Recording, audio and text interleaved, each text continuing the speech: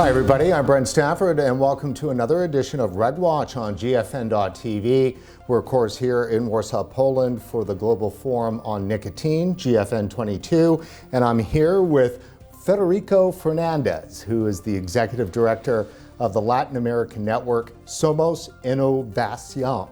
Perfect. Wow, that's great. So for our viewers, tell us, about yourself and the organization. Yeah, happily, Brent. Well, firstly, thank you. I'm very happy to be talking with you and with your audience. Somos Innovación is a network of more than 30 think tanks, originally born in Latin America. Now also we're trying to spread to Europe for different reasons, particularly, of course, the historical reasons, historical relationship between Spain, Portugal, and Latin America, but also because we believe there are topics that coincide, there are mutual influence that could be, used for good. So we're trying to expand to Europe as well. But originally we are from Latin America. Most of the NGOs, foundations, think tanks that are part of the network are from Latin America. And Somos Innovación means we are innovation. And what we want to do, as our name claims, is to defend innovation and human creativity. And that's interesting. So is it pro-commercial kind of a position? Is that it? No. It's most of our members, including the Fundación Internacional Bases, which is my think tank.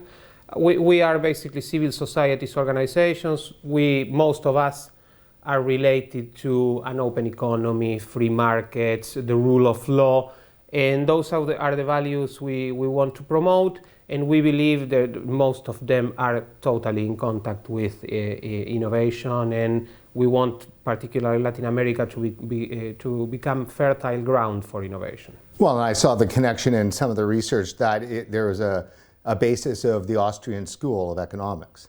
Indeed, yeah. We're very much, at least in Fundación Bases, we're very much influenced by the Austrian school, yeah. Well, that's excellent. I mean, Ludwig von Mises, and of course Hayek as well. We don't get a lot of actual discussion. I mean, in the US, that would be considered more libertarian, I would think. Yeah, from the Latin Americans' perspective, let's say, that's an interesting debate. The thing is, what's missing in many countries in Latin America, let's say, is like the conservative part. The political spectrum has turned a lot to the left.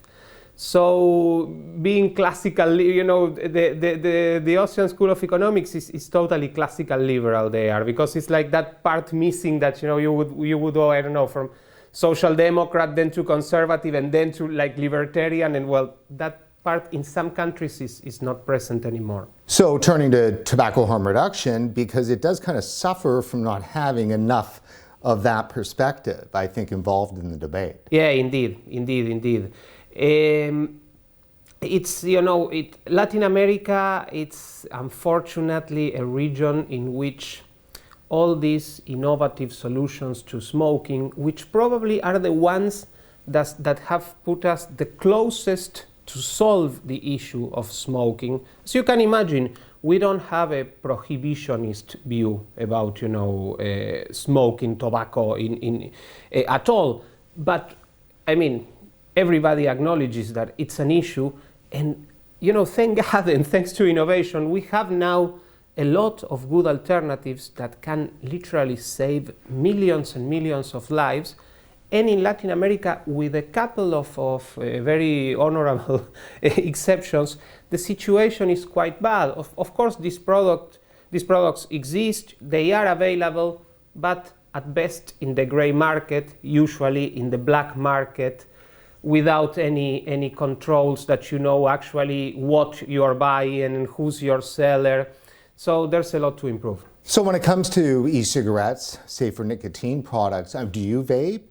No. Right. So that's interesting because your organizations are interested in this issue, correct me if I'm wrong, because it fits so squarely in that more classical liberal space. Because of that, definitely, of course, we believe in personal responsibility, but we also, let's say, when we launched the network 2.5 years ago, as you know, innovation is a very vast camp.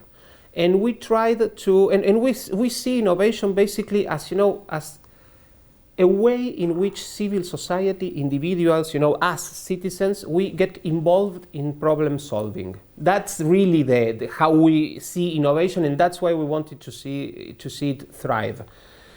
And we tried to pick, when we started, let's say we are quite open. If you see, we do a lot of activities, we publish a lot of papers and articles on completely different topics. We are, let's say, we are not a pro-harm reduction organization. We do a lot of other things. But particularly when we started, we tried to pick issues that were not only innovative, but also had a very profound human impact, and that really changed people's lives.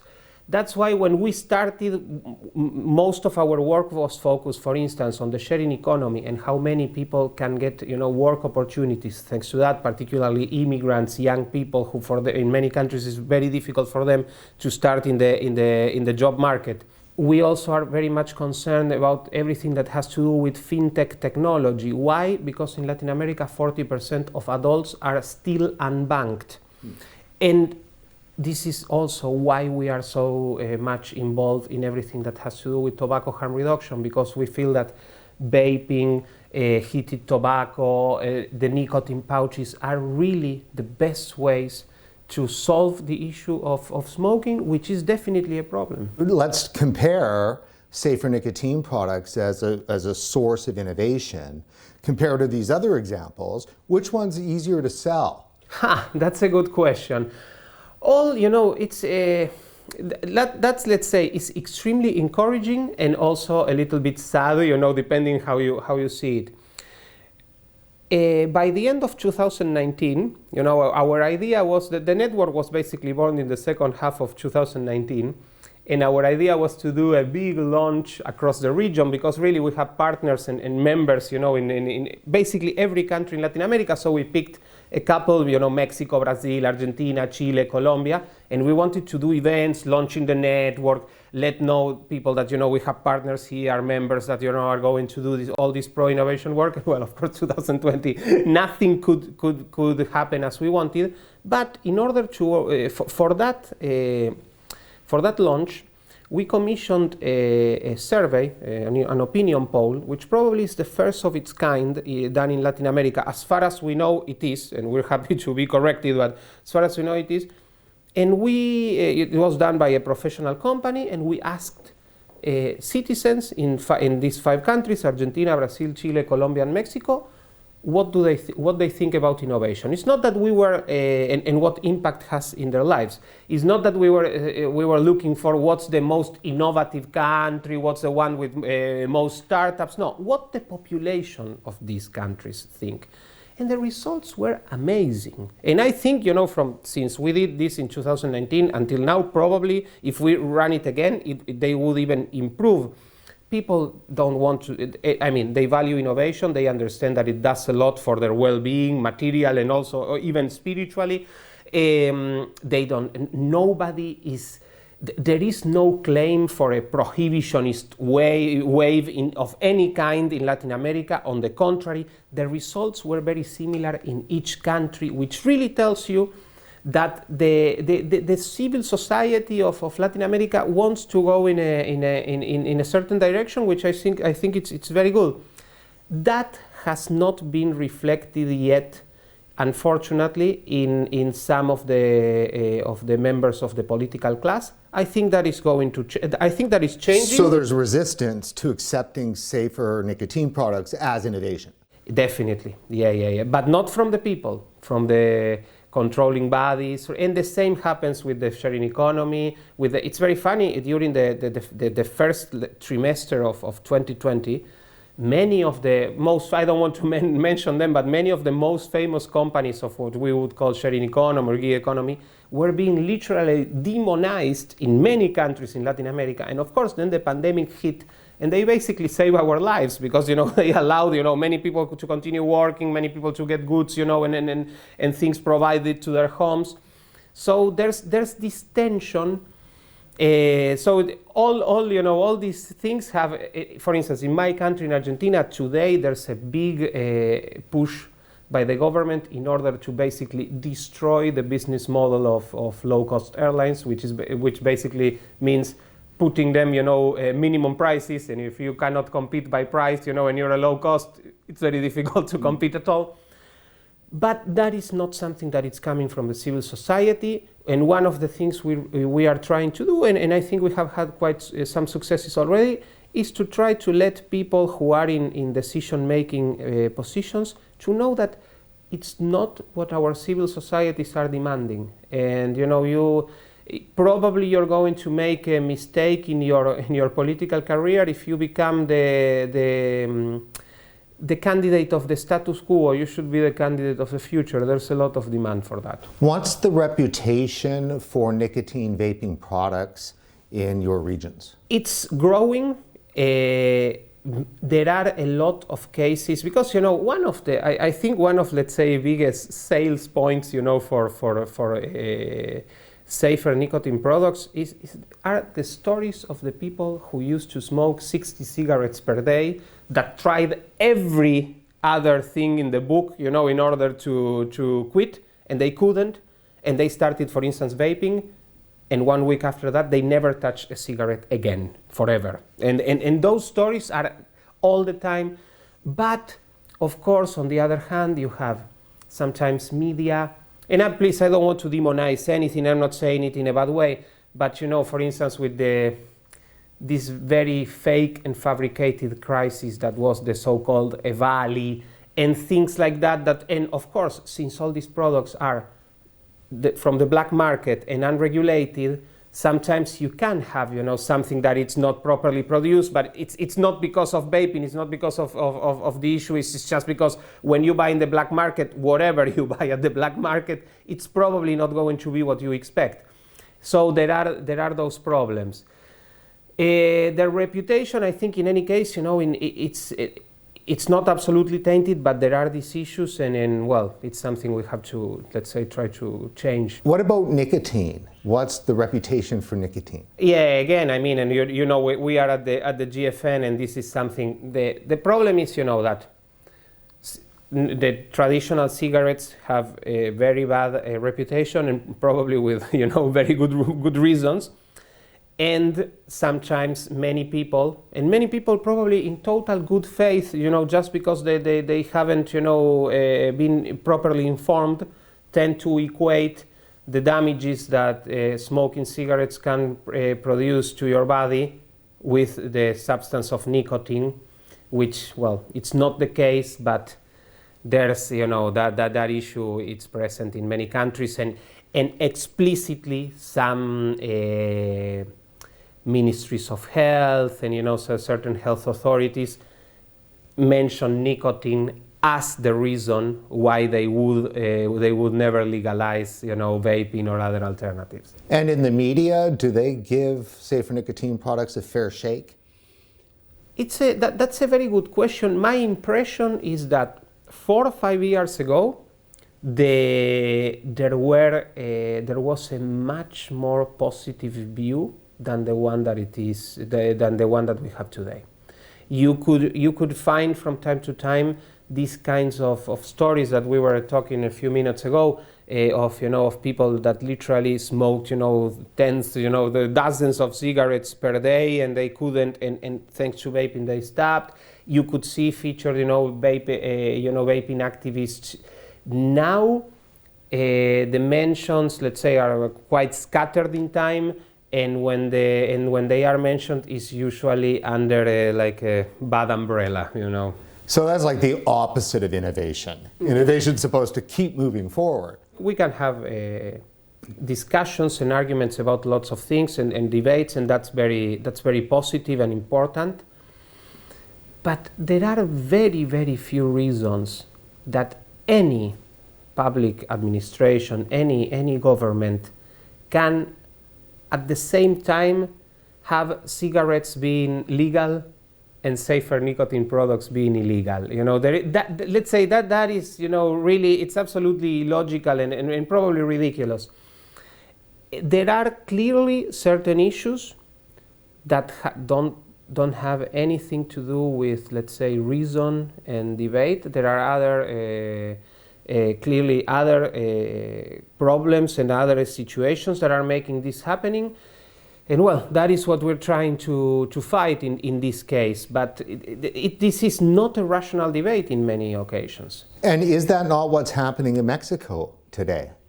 Yeah, indeed. Indeed. In the situation in Mexico, I mean, we have to also understand that, and I'm trying to be as polite as possible.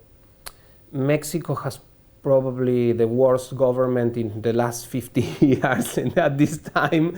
And let's say unfortunately, these very destructive attitudes have happened in many areas of the economy and of Mexican society coming from the government. They had already, I think a year ago or so, forbidden all imports from safer nicotine products. And now they basically forbade any trade, you cannot sell them. They have turned basically, vaping into plutonium. You cannot sell it, you cannot buy it, you cannot import it, export it. It's something like that. To add insult to injury, one of the reasons they use is that they call vaping as part of a new tobacco product, when we all know that vaping doesn't have tobacco. So that's the kind of reasoning behind these measures. This is not something well thought. This is not something that it's being done for faulty research or something like that. This is really something. It looks like something more emotional or driven, God knows for what. But this has nothing to do with the facts, or this has nothing to do with reason. And it's certainly going to leave millions, if not several millions of vapors out in the cold, yeah. In Mexico and elsewhere. It seems very heavy-handed, what they've done there. How much of an influence overall has the scares coming out of the U.S. Driven? Whatever happens in the U.S. always has an impact, in Latin America. And the same as whatever happens in Mexico has an impact in Latin America. So this is not good news in any way, but definitely,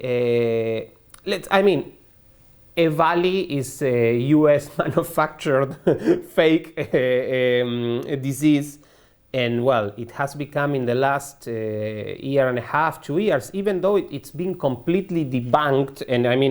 And nothing that it was called EVALI had to do with vaping per se. It had to do with using vapors for things that they are not used with, liquids that were illegal and absolutely adulterated. But anyway, that still is something that it's mentioned. What about EVALI? And what about this lung disease? And what if we allow vaping and this happens? And in Argentina, of course, we have probably today more than 1 million people, probably more, maybe 2 million people who vape. They have never suffered of EVALI or anything like that, but well, that doesn't count. And 4, 5, 6 cases that happened in the US with people doing something completely different than they should have been doing with a vaping device. It's still a very, let's say, powerful argument against safer nicotine products. So it's quite sad. It's a very bad influence, sorry to say. Totally, yeah, for sure. So what do you hope to get out of attending the Global Forum on Nicotine here? Well, that's it's a magnificent event. I came here for the first time in 2019 because, we were launching Somos Innovación. This was one of the topics that we were concerned about.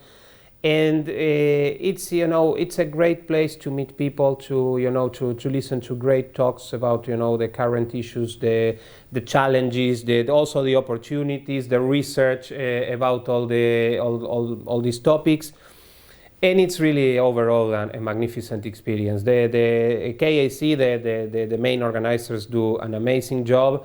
And it's also really great that they have been able, after the 2 years that we were quite hit by the pandemic, to do it again in person. One thing that I loved from my first experience in 2009 is how global this event is. You have people from every continent, from many countries around the globe. And before this one, I was thinking, hey, maybe, after the pandemic, it's not going to be that easy. And they made it again. There are people from everywhere. You can see that really this is a global movement, because there are more than 1 billion people who smoke. There are a lot of people who currently vape, and there are a lot of people who want to improve their lives. And these are really the tools, probably, for many of them, not all maybe, but for many of them, to finally quit. And this is really a big issue. And this in the end, of course, we approach this from an innovative perspective, in the sense, like I was saying at the beginning, we really think this is finally the problem-solving tool that we needed in order to solve this issue. But this is also a very human issue. If to whoever it's in doubt, even if you smoke or not, but if you are you just care about these issues, just listen to the people who vape. Listen to their stories. Listen of their struggle. Listen of how impossible for them it was to quit smoking, and what vaping and other alternatives made for their lives, for their relationship with their families, not being constantly, smelling, not having your house full of, ended cigarettes and things like that, not being able to climb the stairs again and things like that. That, if you cannot empathize with that, maybe you don't have a heart, really.